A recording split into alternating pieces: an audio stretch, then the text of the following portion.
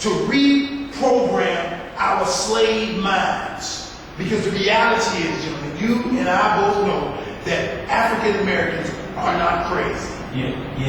We know that African Americans are not lazy.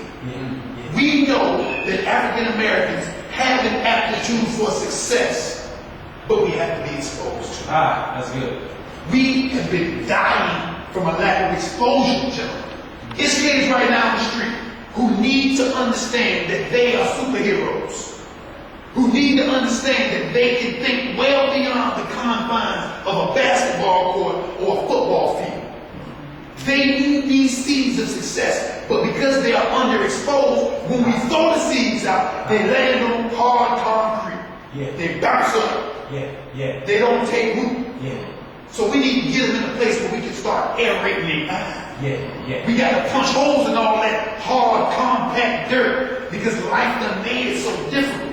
Travis said, I told him, I said, brother, when he came in, I said, man, I thank God for you. I'm proud of you because it gave me hope for your generation, brother. Because I tell you, 23 years old, that generation scares me. I'm 38, and I'm sure my generation scared my elders. But the reality is, they have the means to communicate that we never had, but they're misusing that means. They're creating more detriment. They're creating more oppression through the use of their words. But when he came in with his book, with his mentality, with his story, it made me realize that he was exposed in one way or another.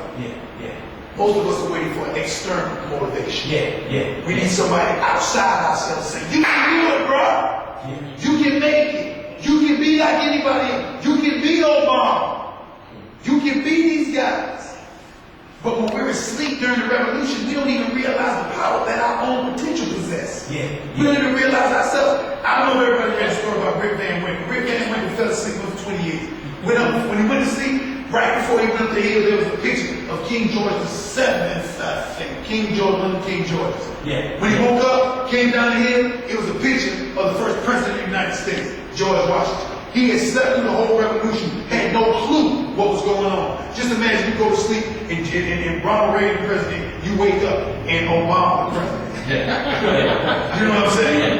It's a paradigm shift. You know what I mean? So when we say you must stay awake at the wheel, when we are going through a revolutionary period, the first thing that we ought to do is understand that we must find unique strategies to find the opportunity during the oppression. Everybody else buried, everybody else scared, everybody else is thinking from a mentality of lack and poverty because their minds haven't been trained, their minds haven't been infused with true potential that they all possess. When you know better, when you're exposed, that's why we need to come into 15 weeks.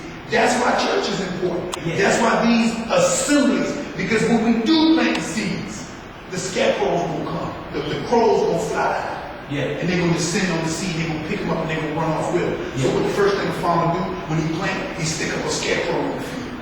He stick up a scarecrow in the field to keep them vultures from coming and snatching that mentality that was just planted. Because the first thing you need to do to change is you need to relate to something different. You got to relate to a new mentality, a new organization, a new individual, a new way of being, a new system. You have to relate to that system. Then you have to repeat what you learned from that system. You have to repeat it because repetition builds strength. 21 days. You got to give it at least because without that you won't be able to continue your momentum. You got to relate. Finally, you got to refrain. You got to take all that new skill set, all that new passion, all that new relationship, and you got to refrain and live your life through repetition so much that you look back on your old self and can't believe that that was you. You look back on your old life and can't believe you was 290 pounds when you are now 175 because you've been living this life for so long, you don't even recognize the old person. As a personal trainer, I see it happen every day. I see people who say, I can't never lose that weight, man. That's too much. My lifestyle won't allow me to do it. But when they commit for 21 days, initially, and then I say, okay, we got 21 days. You know what started happening after 21 days? You start seeing results. You start seeing results.